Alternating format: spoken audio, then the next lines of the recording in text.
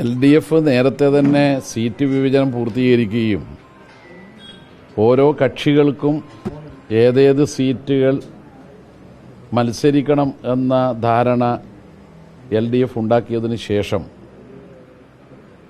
എല്ലാ പാർട്ടികളും അവരവരുടെ സ്ഥാനാർത്ഥികളെ പ്രഖ്യാപിച്ചു കഴിഞ്ഞിരിക്കുകയാണ്.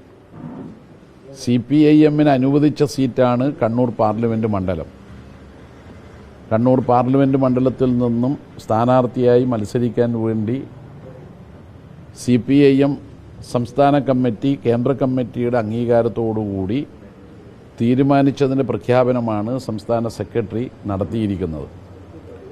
ഇനി വോട്ടർമാരെയെല്ലാം കാണുകയും വോട്ട് അഭ്യർത്ഥിക്കുകയുമാണ് വേണ്ടത്.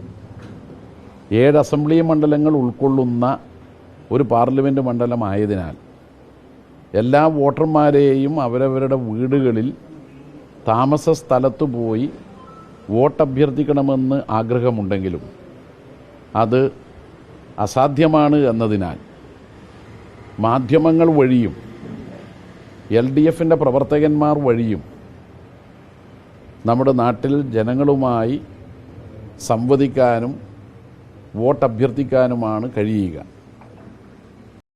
മുതൽ തന്നെ LDF-ൻ്റെ പ്രചരണ പ്രവർത്തനങ്ങൾ തുടക്കം കുറിക്കുകയാണ്. വോട്ടർമാരെ പരമാവധി നേരിൽ കാണാൻ പരിശ്രമിക്കും. ഒരു കാര്യം എല്ലാ വോട്ടർമാരോടും കണ്ണൂർ പാർലമെൻറ്റ് മണ്ഡലത്തിൽ എനിക്ക് അഭ്യർത്ഥിക്കാനുള്ളത്, ഈ തെരഞ്ഞെടുപ്പിൽ നന്മയുടെ രാഷ്ട്രീയവും തിന്മയുടെ രാഷ്ട്രീയവും തമ്മിലുള്ള പോരാട്ടമാണ്. നന്മയെ പ്രതിദാനം ചെയ്യുന്നതാണ് LDF.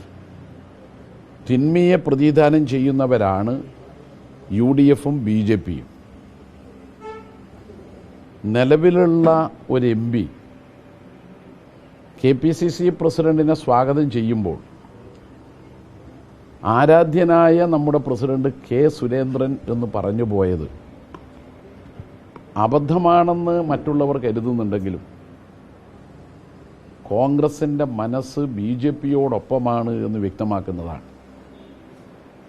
മിനിഞ്ഞാന്നാണ് കന്യാകുമാരിയിലെ കോൺഗ്രസ് MLA BJP-യിലേക്ക് പോയത്. ഇന്നലെയാണ് ജാർഖണ്ഡിലെ ഏക MP കോൺഗ്രസ് വിട്ട് BJP പോയത്.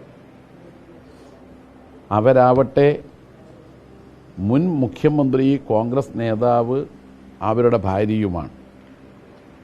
ഇപ്പോൾ കോൺഗ്രസിൽ നിന്ന് കൂട്ടപലായനമാണ് BJP-യിലേക്ക് ഉണ്ടാവുന്നത്. ഇത് തെളിയിക്കുന്നത് BJP ഉയർത്തുന്ന